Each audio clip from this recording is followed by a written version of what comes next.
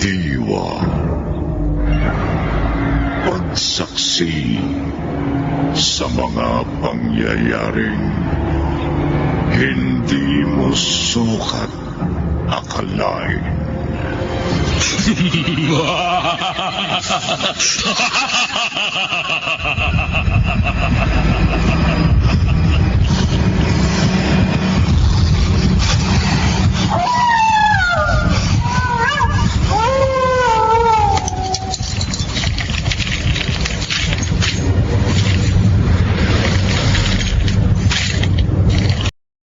Unang-una,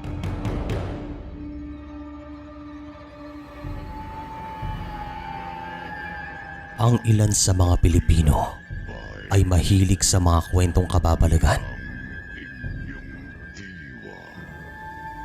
At mayroon akong ikukwento. Hindi mo sukat akalain.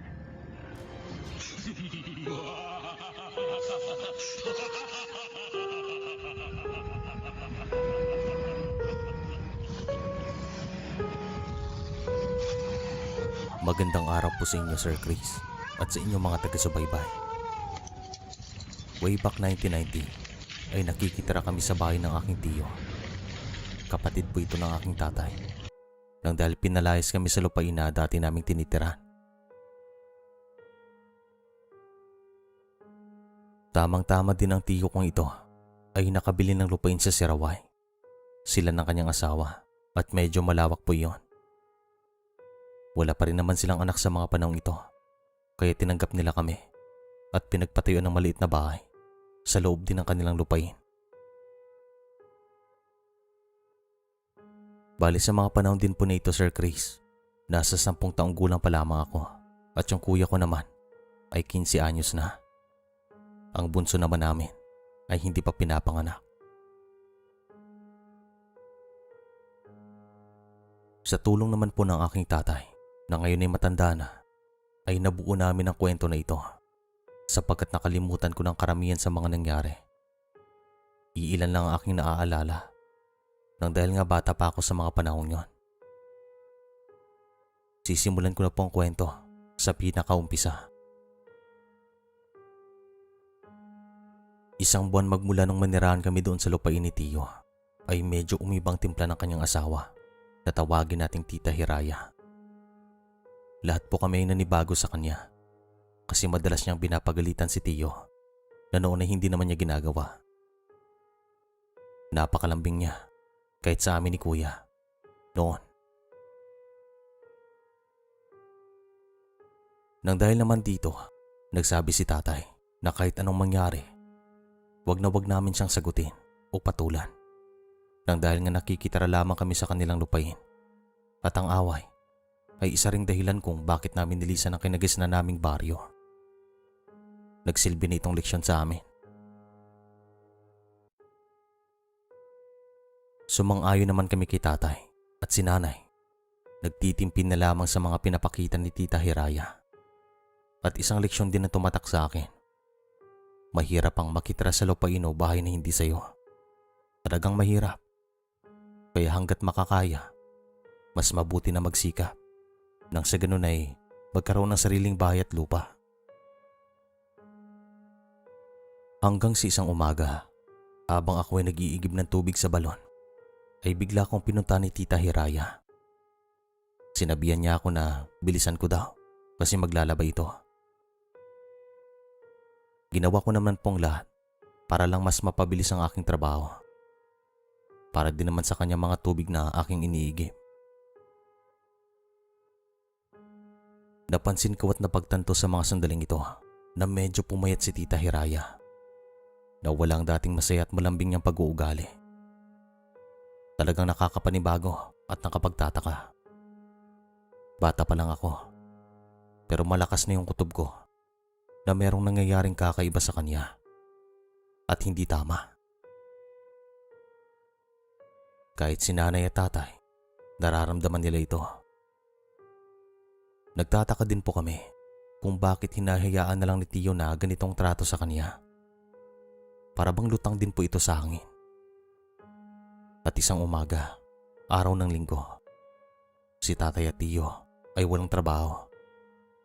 Wala rin kaming pasok, kaya lahat kami ay nasa bahay lang. Bandang 8:00 ng umaga ay dumating ang kanilang kumpare na tawagin na lang natin sa pangalang Ramon. Ang bait nila tiyo sa taong ito.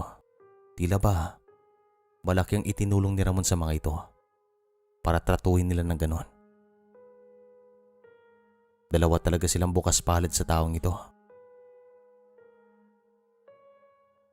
Ito rin po ang unang pagkakataon na nakita namin si Ramon sa buong pananatili namin doon.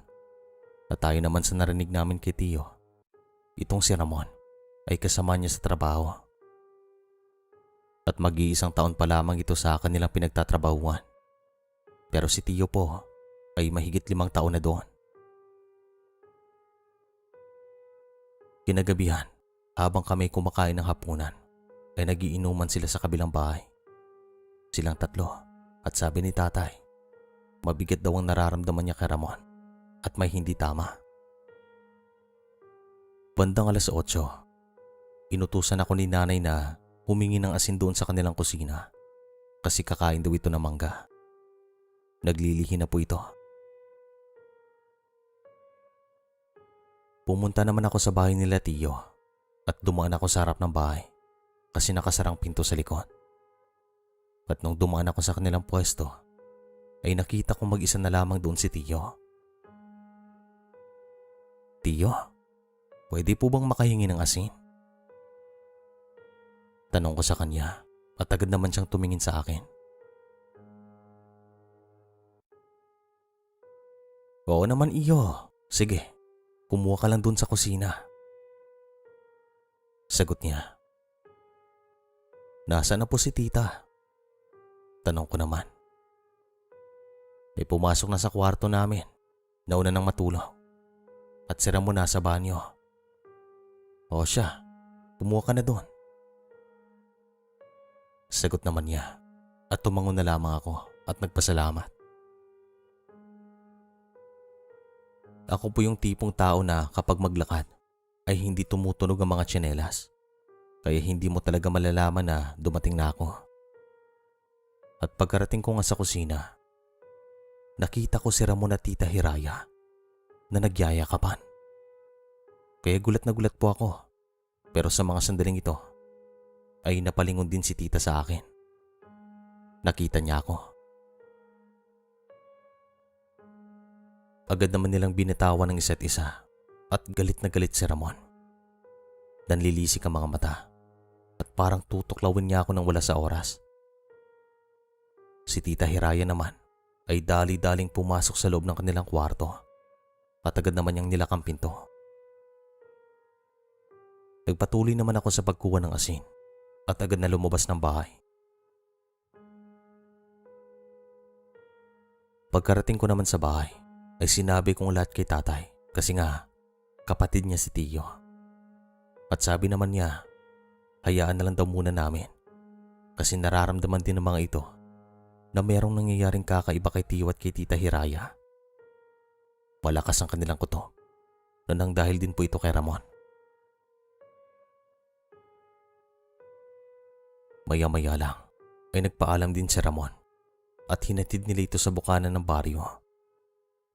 Nagtatawanan pa nga sila sa labas ng bakuran. Kinabukasan naman, Sir Chris, nung magkita kami ni Tita Hiraya, ay parang walang nangyari. Hindi naman niya ako kinausap o sinabihan ng kung ano man dyan. Parang normal na araw lamang ito. Lumipas naman ang mga araw, pero ganun pa rin. Wala siyang sinabi sa akin. Makalipas ulit ng 3 araw, dumating ulit sa bahay itong si Ramon at gaya nung una, agad siyang pinaunlakan nila tiyo. Ito rin po sana ang araw na sasabihin ni tatay kay tiyo ang tungkol sa aking nakita. Pagkarating niya ay nakita ko na meron siyang dalang pang-ulam sa hapunan at ang akala naman namin ay para ito kay tito at tita. Subalit sa amin niya ito binigay at sabi niya, para daw talaga ito sa amin. para daw meron kaming ulam. Luto na po ito at siya naman daw ang nagluto. Nagsabi naman si Tita Hiraya na paborito daw niyang binigay sa amin ni Ramon. Kasi adobong baboy po ito at sa amoy pa lang Sir Chris, talagang nakakatakam nga. Para bang ginamitan ng tuba kasi amoy pa lang, maasim na. Nagpasalamat naman si tatay sa kanya at tinanggap namin ito. Nagsabi pa si nanay na hahatian na lang namin sina Tio at Tita Hiraya kasi nakakahiya naman na meron kami. Sila wala. Tapos doon pa kami tumitira sa kanilang lupain. Nakita ko rin nagsasalpukan ng kilay ni tita. Subalit sabi ni Ramon, para lang daw iyon sa amin at huwag na daw naming bigyan sina Tio kasi marami daw silang pera at agad siyang tumawa. Tama naman po ito. Si Tita Hiraya kasi galing sa mayamang angkan at marami pong mga ipinamana sa kanya. Si Tio naman, mahirap lang. Pero tinanggap siya ni tita nang dahil sa mahal niya ito. Pagkapasok nila sa loob ng bahay, ay pumasok na rin po kami sa amin. At sabi ni tatay, wag na wag naming galawin ang binigay na ulam ni Ramon. Duda talaga siya dito, kaya hindi nga namin kinain. Patapos ang araw na ito, ay napapadalas na pagpunta ni Ramon sa bahay nila Tio. Pero ang sabi ng mga taga doon, noon lang daw nila nakita itong si Ramon. At nagtataka nga daw sila kung sino ito. Kaya sinabi naman ni tatay na kumpare ito ni Tio. Hanggang sa isang hapon, dumating si tatay na merong kasamang matandang lalaki. At tamang-tama din na sa mga sandaling ito, sina Tio, Tita Hiraya at Ramon ay tumatambay sa tapat ng bahay. Pumaway naman si tatay sa mga ito at tumugon naman sina Tio at tita.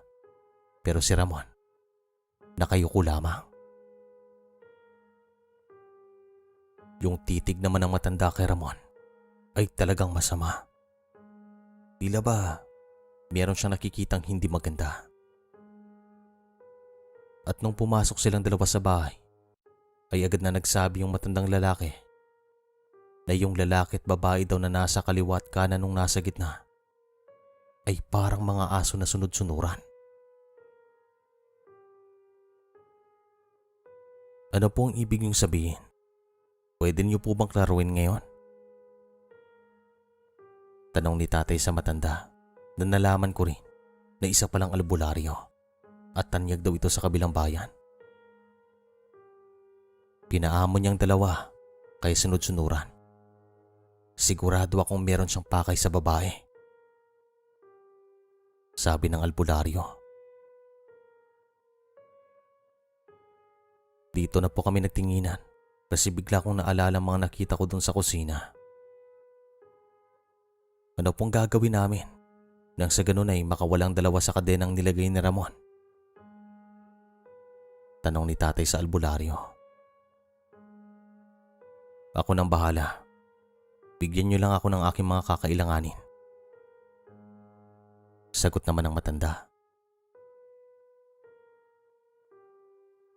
Binigay naman namin ang mga ito sa albularyo at habang meron siyang ginagawa sa loob ng bahay namin, kami ni Kuya ay nagbabantay sa tatlo. At kitang-kita namin na masamang titig sa amin ni Ramon. Namumula ito at walang imik. Kahit na kinakausap siya nila Tio. Para bang wala itong pakialam. Hindi naman nagtagal tinawag ako ni nanay. Kaya naman dali-dali akong tumungo sa bahay. Isuot mo to, Iyo, at dumaan ka sa kanilang harapan. Pag tumayo yang si Ramon, bumalik ka dito. Sabi ng albularyo, sabay pasuot sa akin ng isang kwintas. Isang medalyon po ito na gawa sa bakal. May mga nakaukit na salita at mayroong mga imahe ng santo.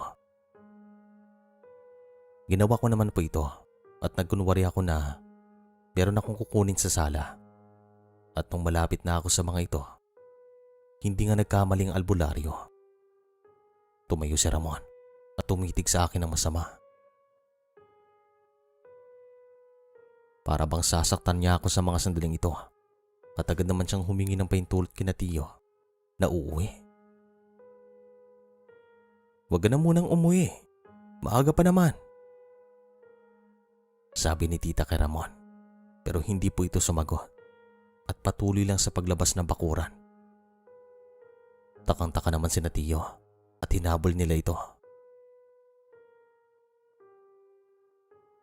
Kaagad naman akong bumalik sa bahay at sinabi kina nanay at tatay ang tungkol dito.